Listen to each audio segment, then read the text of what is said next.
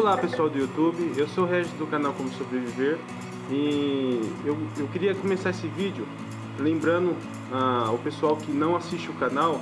Esse canal ensina técnicas de sobrevivência, tá? Então, se você tiver alguma crítica para fazer, assiste os vídeos antes de você começar a criticar, tá? Bom pessoal, a gente vai falar hoje sobre o pão de sobrevivência, tá? Como fazer esse pão de sobrevivência. Porque muitas pessoas acham que o pão de sobrevivência é o pão de escoteiro. E não é. Não, pelo menos aqui no Brasil, tá? Aqui no Brasil, o nosso pão de sobrevivência, no caso, seria a tapioca. É isso aí, tá? Eu vou colocar o pão de sobrevivência aí. É esse vídeo aí que vocês vão... essas imagens que vocês vão ver aí, ó.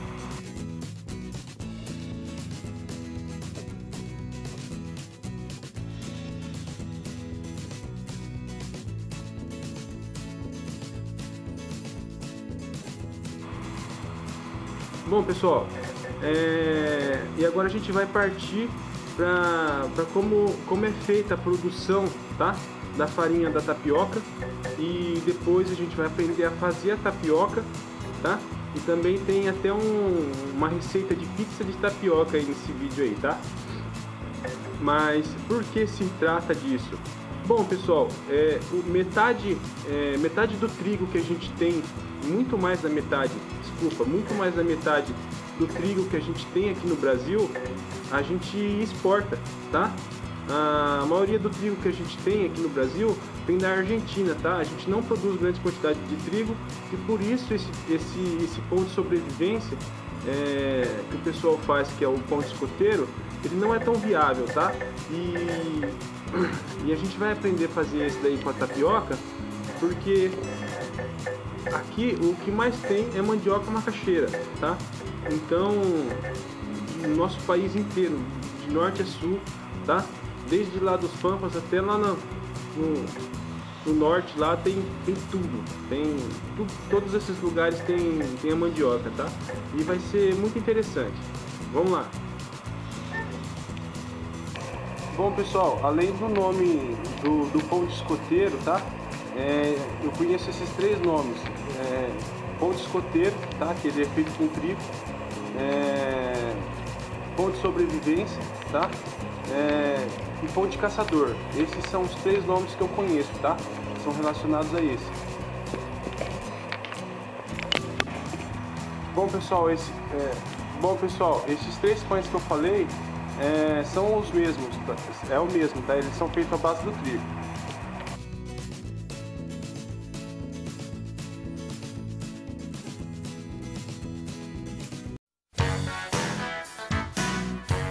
Os processos de recepção, lavagem e descascamento da mandioca para a produção de fécula são iguais aos da produção de farinha. As raízes são lavadas e descascadas em equipamentos de maior capacidade.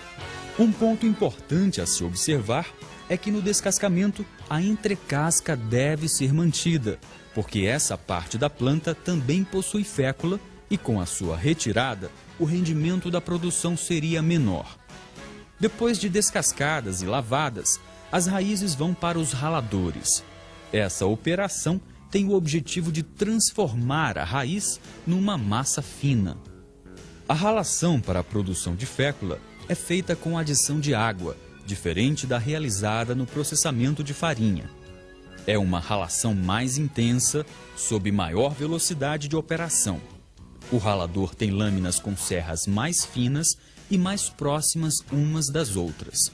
Uma maneira de extrair a fécula é usando conjuntos de extratores, que são peneiras cônicas horizontais que giram em alta velocidade.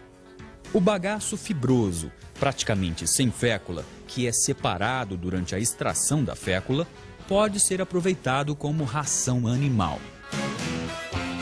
Em pequenas empresas, a separação da fécula e da água é feita geralmente em tanques de decantação feitos de alvenaria. Após a decantação, é necessário retirar a camada superficial da fécula decantada, que tem o nome de borra, porque contém muitas impurezas. Em escalas maiores, o leite de fécula, obtido com a extração, é concentrado em centrífugas e passa por filtros rotativos a vácuo que reduzem a umidade do material para cerca de 45%. A secagem final da fécula pode ser natural, ao sol, ou artificial, em secadores. Quando a secagem é feita em secadores pneumáticos, a fécula é recolhida dos ciclones como um pó fino. O tipo de acondicionamento varia de acordo com o mercado a que se destina o produto. Podem ser utilizadas máquinas embaladoras semiautomáticas ou automáticas.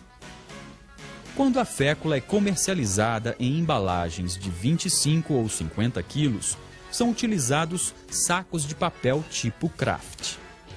Para a venda em supermercados, o produto deve ser acondicionado em sacos de plástico de 500 gramas ou de 1 quilo. O armazenamento da fécula segue a mesma recomendação feita para o armazenamento da farinha, sobre estrados, em local seco, ventilado e isento de odores. Muito consumidos no norte e no nordeste do país, os beijus moles ou tapiocas são produzidos a partir da fécula da mandioca, também conhecida como goma, polvilho ou polvilho doce.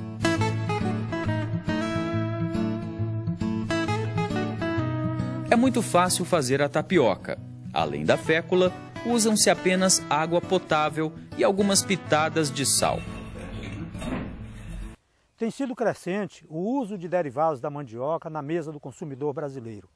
Isso se deve basicamente a toda essa variabilidade genética, ou seja, o número de variedades existentes que permitem o consumo de variedades para a mesa, chamados de aipins ou macaxeiras, usados na forma de aipins fritos ou congelados, chips, e também as variedades bravas, de onde se extrai a fécula, amido ou goma. Essa versatilidade de usos da mandioca a qualificam, como muito acertadamente o padre José de Anchieta a batizou de pão da terra ou pão dos trópicos.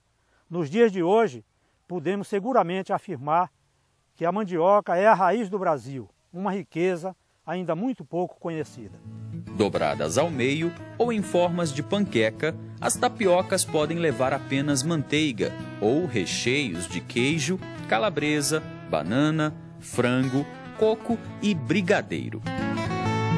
A fécula é facilmente encontrada em feiras livres e supermercados de todo o Brasil, mas também pode ser feita em casa, pelo próprio consumidor, com raízes de aipim ou macaxeira. O processo é muito simples. Descasque e lave as raízes, cortando em pedaços pequenos. Também pode-se utilizar o aipim congelado. Corte em pedaços pequenos e leve ao liquidificador para bater com água. A proporção é de 1 parte de aipim para 4 partes de água. Depois, bater por 1 minuto, indo da velocidade mínima para a máxima. Em seguida, coe a mistura em coador de café feito com tecido. Deixe decantar numa vasilha por 1h30. Escorra a água na pia. Enxugue a goma assentada no fundo da vasilha com um pano seco ou uma toalha até que não se veja mais nenhum brilho de água. Esfarele a goma úmida assentada, juntando pitadas de sal e passe o produto numa peneira fina. Aqueça bem uma frigideira ou caçarola de fundo antiaderente, deixando-a em fogo mínimo. Peneire novamente a goma úmida sobre a frigideira, esperando que as bordas comecem a levantar. Vire a tapioca para aquecer também o outro lado. Volte à posição original e coloque o recheio doce ou salgado.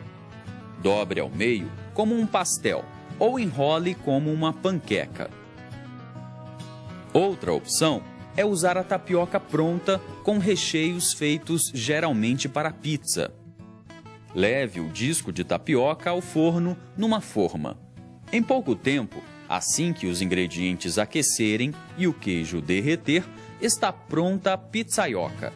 E o grande sucesso foi a pizza feita com 100% de fécula, né? Essa pizzaioca nos trouxe uma vantagem de atender os nossos clientes que são celíacos, então nós conseguimos com isso alcançar mais uma parcela do mercado.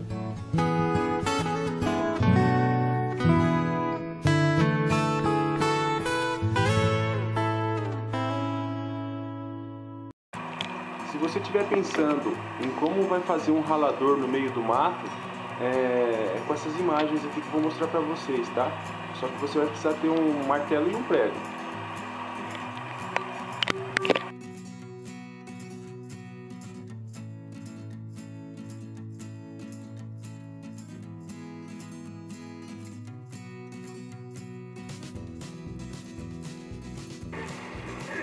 Bom, pessoal, como vocês puderam ver aí nas imagens aí, até o padre batizou essa tapioca de pão da terra, tá?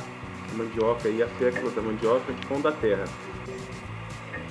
Eu quis mostrar a produção também industrial desse material para vocês terem uma ideia mais ampla de como produzir a fécula.